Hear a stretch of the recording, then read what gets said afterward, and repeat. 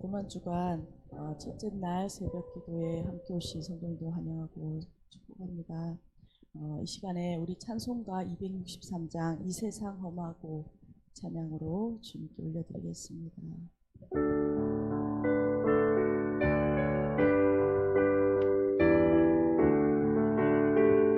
이 세상 험하고 이 세상 험하고 나 비록 약하나 늘 기도 힘쓰며 큰 권능 얻겠네.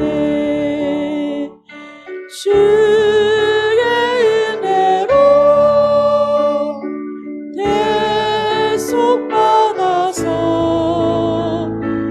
비와 같이 붉은 죄는 같이 이겠네. 주님의 권능은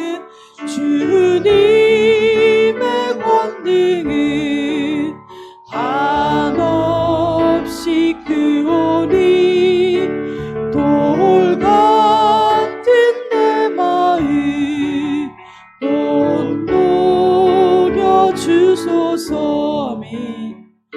주의 은혜로 대속받아서 비와 같이 붉은 죄는 같이 이게 내 맘이 약하여 내 맘이 약하여 늘 넘어지오니 주 예수 힘주사 굳세게 하소서. 주의 은혜로 대속받아서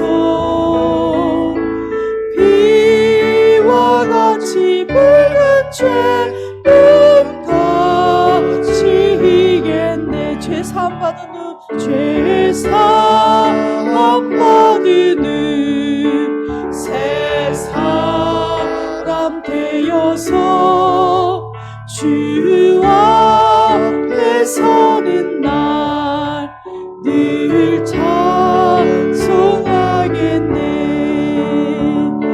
주의 은혜로 대속받아서 비와 같이 붉은 죄는 같이 이게 4절 한 번 더 하겠습니다.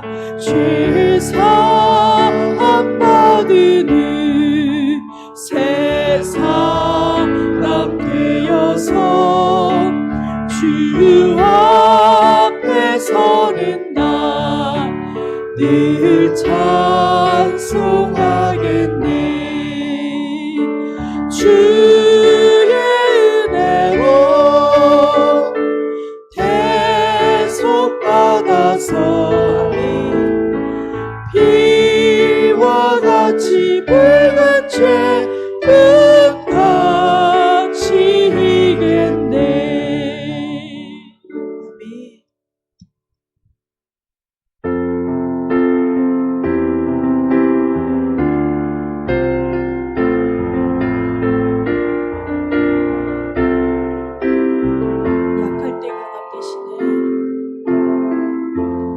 약할 때 강함 되시네. 나의 보배가 되신 주 나의 모든 것. 주 안에 있는 보물은 나는 포기할 수 없네. 주 나의 모든 것. 약할 때 강함 되시네. 약할 때 강함 되시네. 나의 보배가 되신 주 나의 모든 것. 주 안에 있는 보물을 나는 포기할 수 없네. 주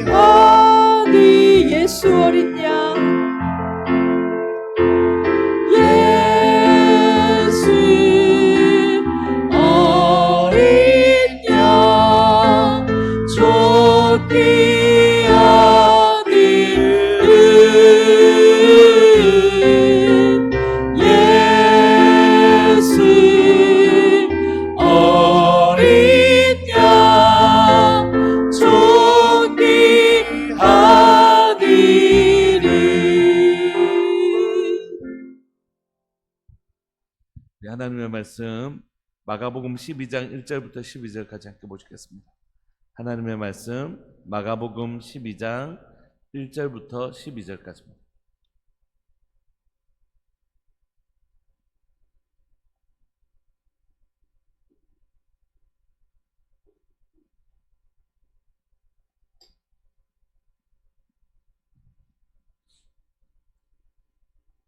마가복음 12장 1절부터 12절까지 우리 합독하시겠습니다. 마가복음 12장 1절부터 12절까지 1절부터 시작. 예수님께서 비유로 그들에게 말씀하시되 한 사람이 포도원을 만들어 산 울타리로 두르고 집자는 틀을 만들고 망대를 지어서 농부들에게 새로 주고 타국에 갔더니 때가 이름에 농부들에게 포도원 소출 얼마를 받으려고 한 종을 보내니 그들이 종을 잡아 심히 때리고 거저 보내었거늘 다시 다른 종을 보내니 그의 머리에 상처를 내고 능욕하였거늘 또 다른 종을 보내니 그들이 그를 죽이고 또 그 외 많은 종들도 더러는 때리고 더러는 죽인지라. 이제 한 사람이 남았으니 곧 그가 사랑하는 아들이라. 최후로 이를 보내며 이르되 내 아들은 존대하리라 하였더니 그 농부들이 서로 말하되 이는 상속자니 자 죽이자 그러면 그 유산이 우리 것이 되리라 하고 이에 잡아 죽여 포도원 밭에 내 던졌느니라.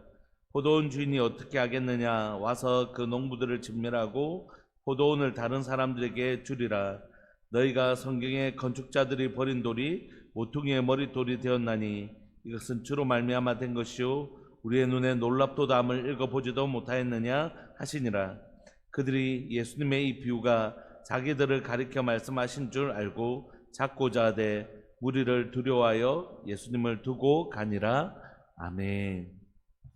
반갑습니다. 여러분 어제 주일 보내시고 또 출근해야 되는 이날 아침에 잠을 깬다는 것이 쉽지 않다 이런 생각이 드실 거라고 생각해요.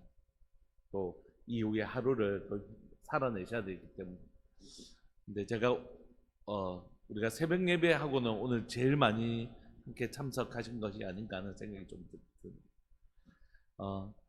우리 청년들도 이제 너무 감사한데 청년들도 이제 막 직장을 가야 되거든요. 여러분들처럼 다 우리가 오늘 살아가야 되는데, 근데 청년들에게 또 우리 학생들에게 또 이제 학생들도 몇 명 보이는데 이렇게 새벽에 나오면 선생님 하루 생활하기가 힘들어요. 그렇게 얘기하거든요. 우리 막내는 이제 새벽 예배 가자 그러니까 알았어 아빠 뭐 엄마한테도 그런데 새벽 예배 갔다가 학교 안 가면 안 돼 이렇게 하더라고요. 그래서 왜 그러니까 너무 피곤해. 우리는 왜 청년들에게 목사님하고 뭐 부장 선생님이 막 앉아서 이런 경험을 하게 해주는 게 필요하다고 생각해요. 왜 나는 이 새벽에 나오지? 왜 나는 이 나를 이렇게 피곤하게 만들면서 이 새벽에 나오지? 목사님이 하도 쪼아서 그렇나? 부장 선생님이 하도 이렇게 쪼아서 오는 건가? 나는 왜 이렇게 피곤한데 이렇게 나오는 거지? 하는 것에 대해서 고민하게 하는 게 신앙이라고 생각해. 왜 11조를 자꾸 헌금하라고 하지? 안 그래도 우리 살기도 힘든데 그 월급 얼마 된다고 그 10분의 1이나 11조나 헌금하라고 하지? 이거 11조 안 하면 우리 생활이 훨씬 더 윤택하게 될 텐데 왜 이걸 교회는 11조를 바치라고 하지? 이렇게 고민하게 만드는 거예요. 우리 어린 시절부터 아이들에게 용돈을 주면서 이 용돈을 하나님께 11조를 안 하면 아이스크림 하나 더 사 먹을 수 있고 과자도 하나 더 사 먹을 수 있는데 나는 왜 내보고 자꾸 이 11조를 하라고 하는 거야? 이런 느낌을 가지게 하는 것, 이게 신앙의 교육이라고 생각합니다.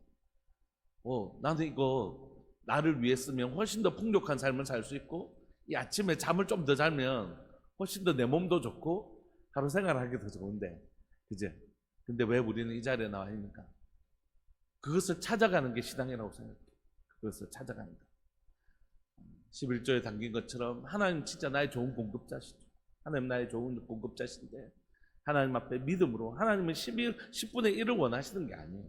하나님은 우리의 믿음의 고백을 원하시는 거죠.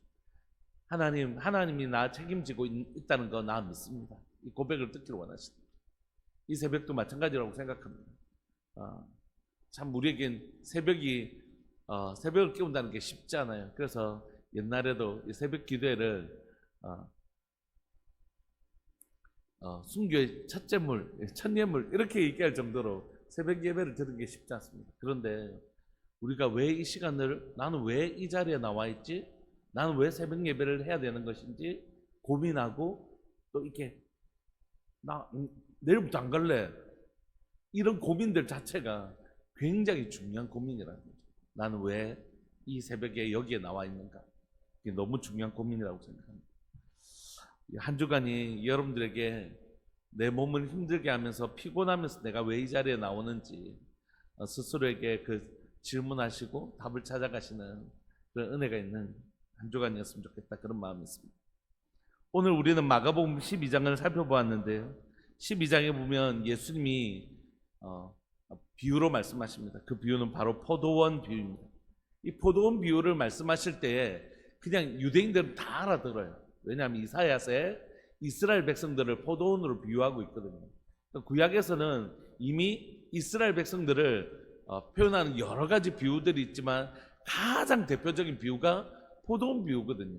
그러니까 포도원 얘기할 때 기본적으로 이건 우리를 말하는 거구나, 하나님을 믿는 선민된 우리를 말하는 거구나, 이거 금방 알아요. 그래서 예수님이 비유로 말씀하실 때 이 비유를 이들이 다른 비유는 잘 못 알아듣지 않습니까? 근데 오늘 12절 보시면 그들이 예수의 이 비유가 자기들을 가리켜 말씀하신 줄 어떻게 해요? 알고. 전에는 비유로 말씀하시면 못 알아들었잖아요, 이 사람들이. 그런데 이 비유는 그냥 바로 알아들었어요. 왜냐하면 포도원 비유가 하나님이 선택하신 자기 백성들을 의미하는 줄은 모를 수가 없거든요. 근데 그 포도원에 대하여 비유로 말씀하시기 시작하시는데, 이 포도원은 원래 누구 것이냐면 한 사람이라고 등장하는 바로 하나님의 것입니다. 하나님이 이 포도원을 만드셨어요. 이 포도원을 만들어 어떻게 만드셨냐면, 포도원을 만들 때 산 울타리도 두르고 즙 짜는 틀도 만들고 망대를 이렇게 지어서 이 포도원을 정말 열심히 하나님께서 아주 아름답게 열심히 지으셨단 말이에요. 그래서 이걸 농부들에게 새로 주고 타국에 갔습니다. 그러므로 이 땅에 있는 모든 것의 주인은 하나님이십니다. 하나님께서 우리에게 맡겨 주실 것이죠. 여러분들이 가지고 있는 그 모든 것들, 심지어 나의 생명도 사실 그분의 것입니다. 내가 내 생명을 위하여 한 것이 하나도 없잖아요. 나를 창조하신 분도 하나님이시고 나를 구원하신 분도 하나님이시고, 그분이 내게 우리를 창조하시고 흙으로 사람을 만드사 하나님의 아름다운 모든 것으로 우리를 채워주신, 우리가 가지고 있는 사실 모든 것들은 당연한 것 아니라 은혜인 거죠. 이게 내 것이 아니라는 것을 아는 순간, 이것이 내 것이 아니라는 것, 이것이 진짜 내 것이 아니구나 라는 게 확실히 믿어지는 그 순간, 내가 가지고 있는 그 모든 것들이 진짜 은혜로 찾아오게 되는 것이죠. 하나님은 이 아름다운 포도원을 농부들에게 맡겼습니다. 이 농부들은 이스라엘의 지도자라고 할 수 있죠. 그들은 이걸 하나님께서 자신들에게 맡기셨는데, 새로 주고 타국에 갔는데 자기들 거라고 생각했어요. 자기의 눈에 주인이 보이지 않으니까 이거 내 거다 이렇게 생각한 것이죠. 때가 되면 이제 농부들에게 포도원 소출 얼마를 받으려고 이제 이 주인께서 종을 보내십니다. 이 종은 우리가 잘 아는 것처럼 선지자를 의미합니다. 많은 선지자들, 많은 하나님의 사람들을 보냅니다. 그러니까 그 종을 잡아 이 포도원의 아름다운 열매, 그게 뭘까요? 헌금일까요? 아니에요. 여러분, 주인이 포도원에 보내어서 소출을 얻으려고 했을 때 그 소출은 뭘까요? 하나님의 백성들입니다. 얼마나 이 농부들이 농사를 잘 지어서 포도원의 열매를 많이 맺었는가 하는 건, 이 이스라엘의 지도자들이 하나님의 백성들에게 하나님 말씀 가르치고 또 섬기며 이 한 사람 한 사람들을 얼마나 주님이 기뻐하시는 사람들로 만들었는가. 주님이 정말 기뻐하시는 한 영혼들이 세워질 수 있도록 농부가 땀을 흘리며 섬기라고 이 포도원을 맡겨주신 것이죠. 그런 의미에서 저는 농부입니다. 그리고 우리들 교회는 농부입니다. 그리고 저만 농부 아니고 우리 여기 장로님, 우리 중직자들 뿐만 아니라 이 공동체를 섬기는 우리 모두가 농부라고 할 수 있습니다. 뿐만이겠습니까? 여러분들의 가정이 포도원인데 하나님께서 여러분들 가정에 아름다운 열매 맺으라고 농부를 땀 흘려서 너희 가정 아름답게 예쁘게 잘 키워야 돼 하고 우리에게 맡기신 거죠. 그러면 포도원 열매는 뭘까요? 우리 자녀들일 수 있습니다. 우리 가정일 수 있죠. 그런 우리 교회와 가정을 하나님이 기뻐하시는 아름다운 공동체로, 예쁜 공동체로 잘 만들어야 돼. 농부가 땀을 흘리듯 너 땀 흘려서 이 공동체 아름답게 만들어 이렇게 맡겨주신 것이죠. 그런데 열매를 아름답게 섬기지 못했을 뿐만이 아니라 그것을 찾으러 온 그 종을 때리기 시작합니다. 종을 잡아 심히 때리고 그저 보내버립니다. 4절을 보시면 다시 다른 종을 보내니 그의 머리에 상처를 내고 능욕하거늘 또 다른 종을 보내니 그들이 그를 죽이고 또 그 외에 많은 종들도 들어는 때리고 들어는 그러니까 주님이 이 아름다운 공동체 안에서 하나님의 아름다운 열매를 보려고 하니까 그 종들을 다 때려서 보냈다는 건 뭡니까? 선지자들을 핍박하고 했다는 거죠. 왜냐하면 이 공동체는, 이스라엘 공동체는 주인에게 드릴 만한 아름다운 상품의 포도가 없었기 때문이죠. 다 부패하고 다 죄악으로 물들고 그랬던 것이. 뿐만 아니라 이 농부는 이 포도원을 누구의 것으로 이해하기 시작했다고요? 이건 내 거야 라고요. 이건 내 거지. 우리가 리더십이 되는 순간, 그 공동체의 리더가 되어서 뭔가를 결정할 수 있는 권한이 많이 주어지는 순간 우리는 이 착각에 깊이 빠지기 쉽습니다. 교회는 목사의 것이 아닙니다, 여러분. 저는 심지어 이 교회를 개척한 적도 없습니다. 이 교회는 제 것이 아닙니다. 저는 그냥 바톤을 이어받아서 열심히 땀을 흘리다가 또 다음 사역자들에게 이 바톤을 이어줄 사람입니다. 여기 있는 모든 분들이 그렇죠. 우리가 하나님 주신 아름다운 공동체를 열심히 섬기다가 우리 자녀 세대들, 우리 다음 세대들에게 아름다운 공동체를 물려줄 겁니다. 우리 모두는 그런 사람들입니다. 우리는 다 이곳의 주인이 아닙니다. 어느 누구도 이 교회의 주인이 될 수 없고 이 공동체의 주인이 될 수 없습니다.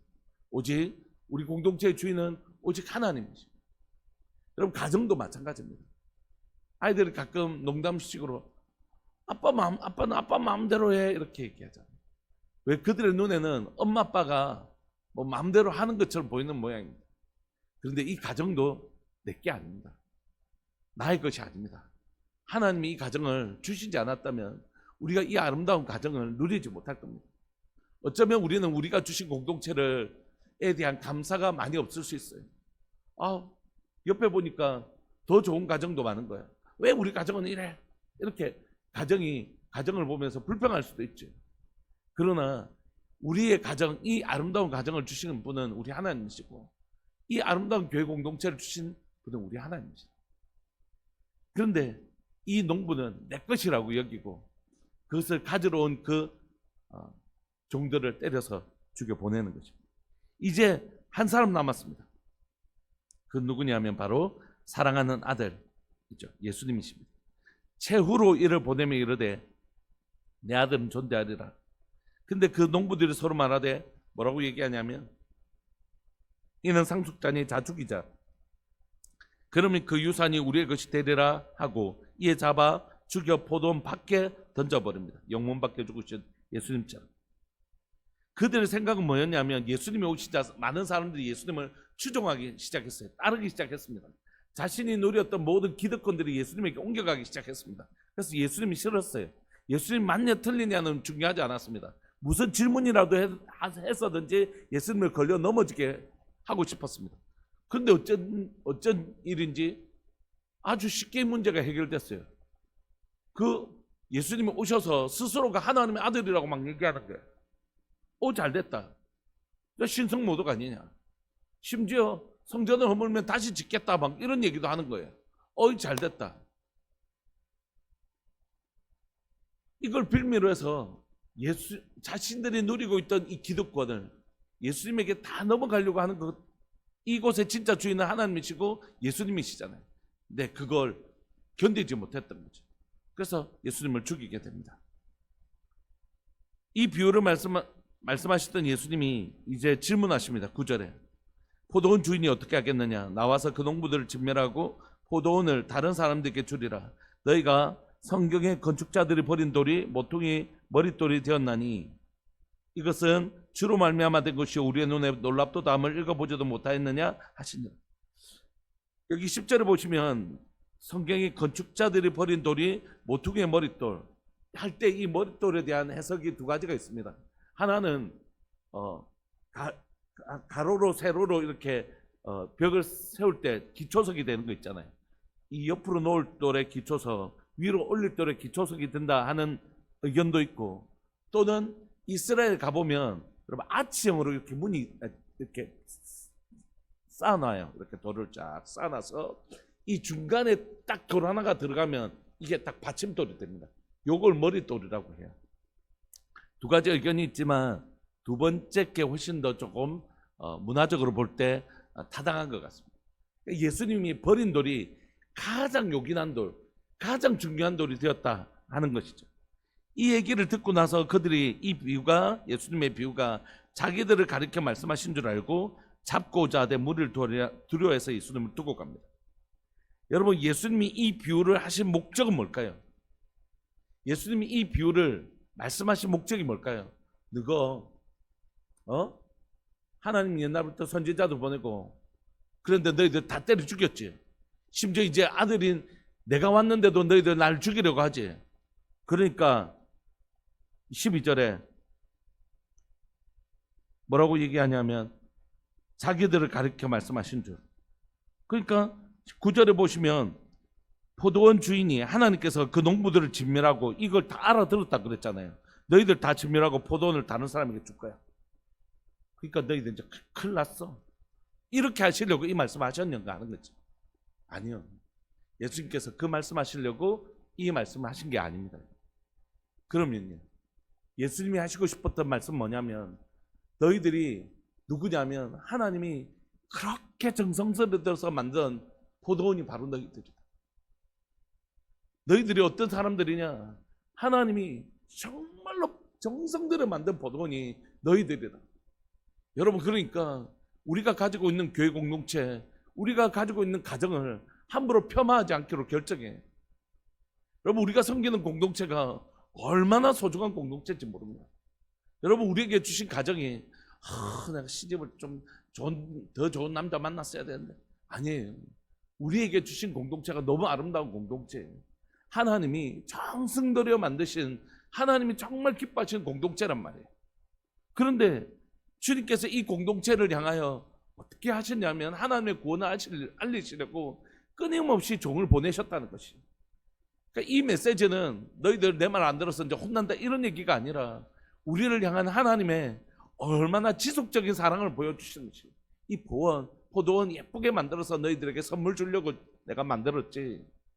그리고 이 포도원에 너희들의 구원, 하나님의 그 놀라운 구원을 알리려고 바른 길로 가게 하려고 내가 선지자들 그렇게 끊임없이 보냈다. 너희들이 죽여도 또 보내고, 죽여도 또 보내고, 죽여도 또 보내서 내가 너희들에게 주의 진리의 길, 의의 길, 바른 길, 그 길 가르쳐 주려고 내가 내 종 죽어가면서도 끊임없이 보냈다. 마침내 너희들이 내 아들을 죽일 위험이 있음에도 불구하고 내가 내 아들을 보낸 거야. 너희들 지금 이렇게 하면 안 돼. 회개하라, 천국이 가까이 왔느니라. 회개하고 주님께로 돌아오게 하기 위해서 하나님이 뭘 하셨냐면 예수님이 이들이 얼마든지 죽일 수 있는 것을 아시고 또 십자가에 죽으시기 위해서 예수님을 보내셨다는 것이. 왜요? 사랑하니까. 하나님이 예쁘게 만들어 놓으신 이 공동체를 하나님 어떻게 해서든지 지키기를 원하셨고 구원하시기를 원하셨다는 거죠. 아들을 이 사람들이 죽여버린 것이, 이 나쁜 놈들, 이 얘기하려고 하는 건가요? 아니요. 심지어 그들이 예수님을 죽인 그 죽음조차도 하나님 뭐로 사용하셨죠? 예, 우리를 위한 구원의 도구로 사용하신 거죠. 너희들이 내 아들 미워서 죽였는데 나 그거 알고 있었다는 거죠. 하나님 그거 이미 알고 계셨죠. 너희들이 내 아들을 보내면 내 아들 죽일 거 내가 뻔히 알고 있었다. 그런데 심지어 너희들의 그 악하고 무도한 행위, 내 아들을 죽이는, 십자가에 달려 죽이는 그 무도한 행위를 통해서라도 나는 너희를 뭐 하고 싶어 하신다고요? 구원하고 싶어 하신다. 여러분 다시 한 번 더 질문하고 싶습니다. 9절에 포도원 주인이 어떻게 하겠느냐, 그 동무들을 진멸하고 포도원을 다른 사람에게 주리라는 건 심판의 메시지입니까? 예, 한편으로는 심판의 메시지가 맞습니다. 그럼 한편으로는 구원의 메시지라는 걸 우리가 로마서를 통해서 알 수 있죠. 하나님은 이 구원의 메시지를 유대인들에게 주셨어요. 유대인들이 결국 이것을 어떻게 하나요? 거절하죠. 예수님 십자가에 죽이고 거절합니다. 그래서 이 복음이 누구에게로 흘러들어가죠? 이방인들에게도 흘러들어가죠. 그런데 이방인들에게 흘러들어갔던 이 복음이 결국 어떻게 된다고 로마서는 기록합니까? 유대인들을, 이스라엘 백성들을 시기하게 만들어서 다시 이스라엘의 복음이 들어가게 하는 도구가 될 것이다, 이렇게 얘기하는 것입니다. 그러므로 9절은 엄밀하게 얘기하면 예수님을 끝까지 거절한 자들에게도 복음을 주신다, 이런 뜻은 아닙니다. 적어도 우리가 예수님의 복음을 전할 때 끝까지 복음을 거절한 사람들에게도 결국 하나님 구원을 주신다, 이런 뜻이 아니잖아요. 결국 예수님을 끝까지 거절한 자는, 복음을 거절한 자는 심판을 받는 것이에요. 그래서 우리가 복음을 전할 때 복음을 거절하는 사람들을 보면서 안타까운 거죠. 우리의 가족과 우리의 가까운 친척들 안에서 복음을 열심히 전했는데 그분들이 거절할 때 우리 마음 가운데 말할 수 없는 아픔들이 있는 거죠. 특히 그분이 가족이고 부모고 형제라면 그 고통이라는 건 말할 수 없는 이유는 뭐냐면 그 복음을 거절하는 자에게 있는 건 결국 심판이 있기 때문입니다.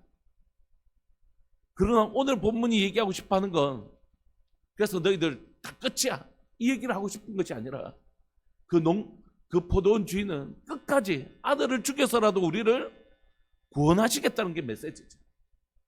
그리고 지금은 당장 이 유대인들이 버림을 당한 것 같지만 결국 이방인들의 복음이 들어가고 그 일을 통해서 이 유대인들도 복음을 받아들이게 될 것이다. 이게 성경이 말하는 최종적 결론 아닙니까? 그러므로 이 월요일 아침에 저와 여러분들과 함께 공유하고 싶은, 우리가 가지고 있는, 여러분들과 저가 함께 공유하고 있는 이 복음의 진리는 이것이죠. 예수 그리스도를 믿어야 천국 갑니다. 예수 그리스도를 믿어야 천국 갑니다. 영접하는 자, 곧 그 이름을 믿는 자들에게 하나님의 자녀가 되는 권세를 주셨습니다. 근데 성경은 도대체 뭘 믿으라고 하는 것이죠? 도대체 성경은 우리에게 뭘 믿으라고 얘기하는 것입니까?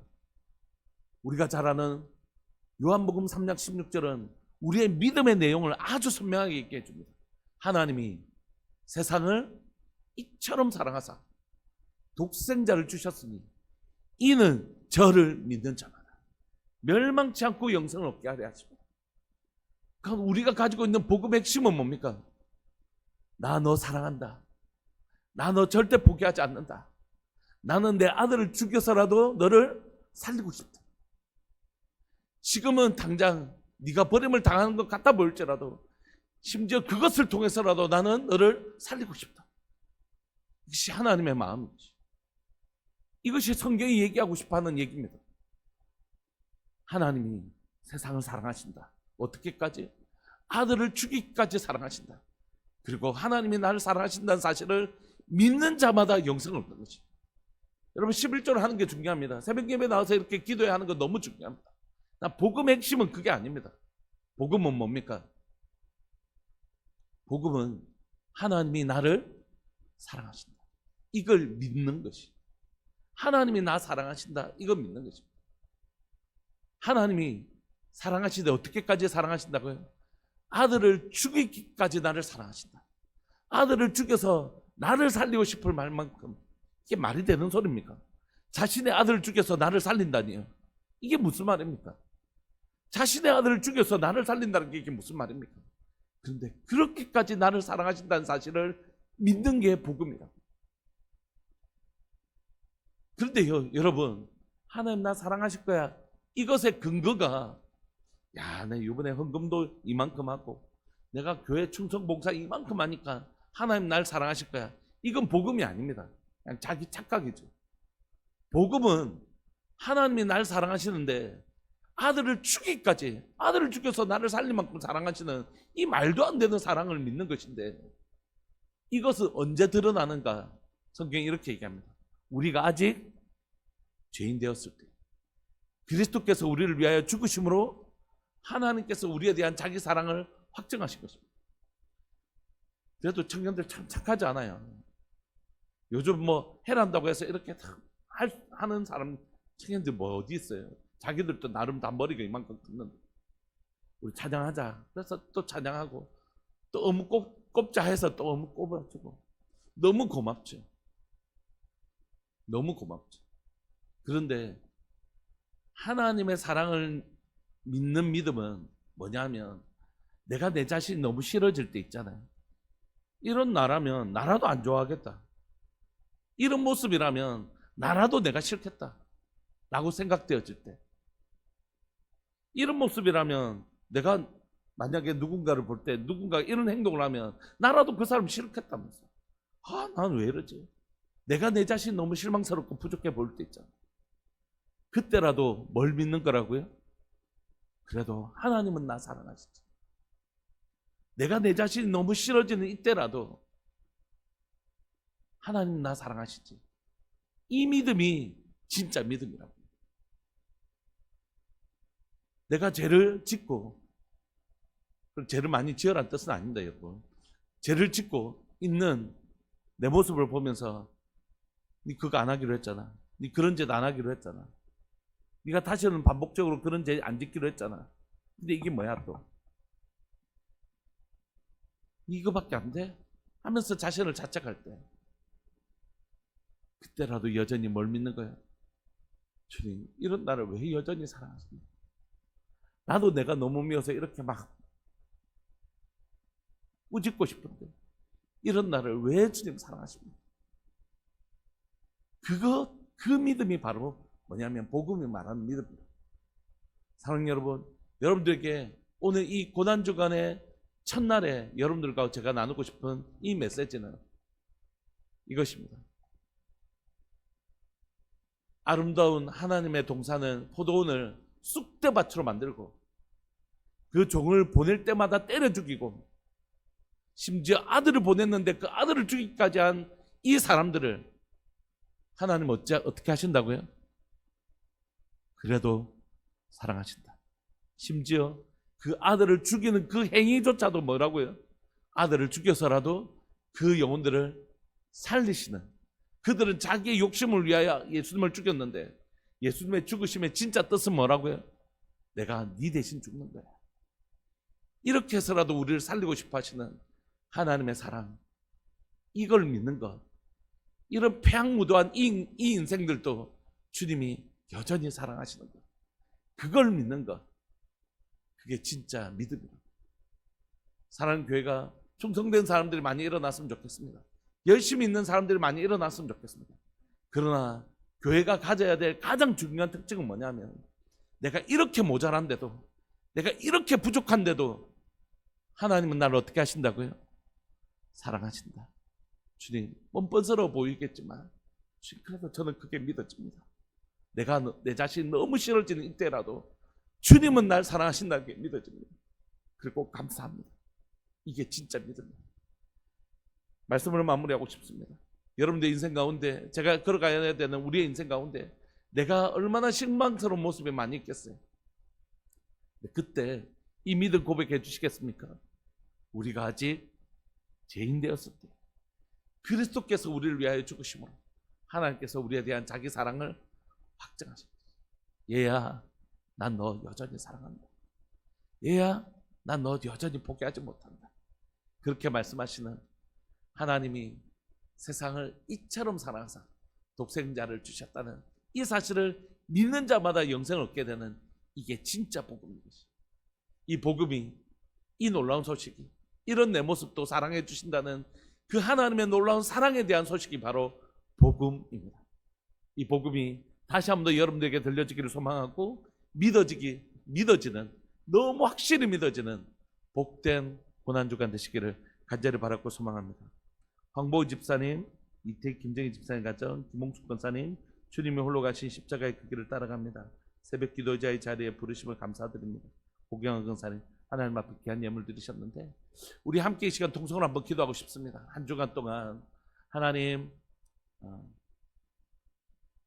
나를 얼마나 사랑하시는지 사랑의 확신이 쌓여가는 한 주간 되게 해주십시오. 내가 뭘 잘해서 사랑하시는 게 아니라 내 모습 이대로 있는 모습 그대로 사랑해 주시나 그 사랑이 믿어지고 그 사랑이 확신되어지는 우리가 죄인 되었을 때의 내 모습 이대로 나를 사랑해 주시는 그분의 사랑이 믿어지는 복된 은혜가 이 고난주간 가운데 있게 해주십시오. 우리 사랑하는 주님의 이름을 크게 부르시면서 우리 기도하면서 나갑시다.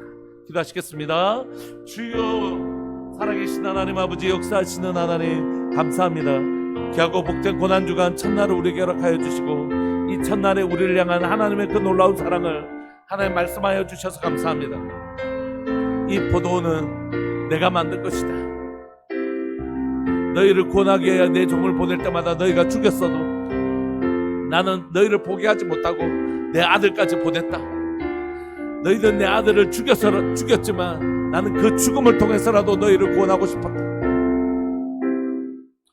너희를 향한 유대인을 향한 너희들의 구원이 이방인에게로 넘어갔지만 이방인의 구원을 통해서라도 너희를 구원하고 싶었다. 이것이 하나님의 사랑인 줄 믿고 고백합니다. 하나님이 세상을 이처럼 사랑하사 독생자를 주셨으니 이는 저를 믿는 자마다 멸망치 않고 영생을 얻게 하려 하시는 하나님의 놀라운 사랑, 이것이 복음인 줄 믿고 고백합니다. 우리 가운데 무슨 선한 것이 있어서 우리를 사랑한 것이 아니라 우리가 아직 죄인 되었을 때에 그리스도께서 우리를 위하여 죽으심으로 하나님께서 우리에 대한 자기 사랑을 확증하신 것을 주님 믿고 고백합니다. 살아계신 하나님 아버지, 역사하시는 하나님 아버지, 이 고난주간을 보내면서 우리 모두에게 하나님이 우리를 어떻게 사랑하시는지, 하나님이 우리를 얼마나 사랑하시는지 하나님 배우게 하여 주시고 확신하는 하나님의 시간들 되게 해주십시오.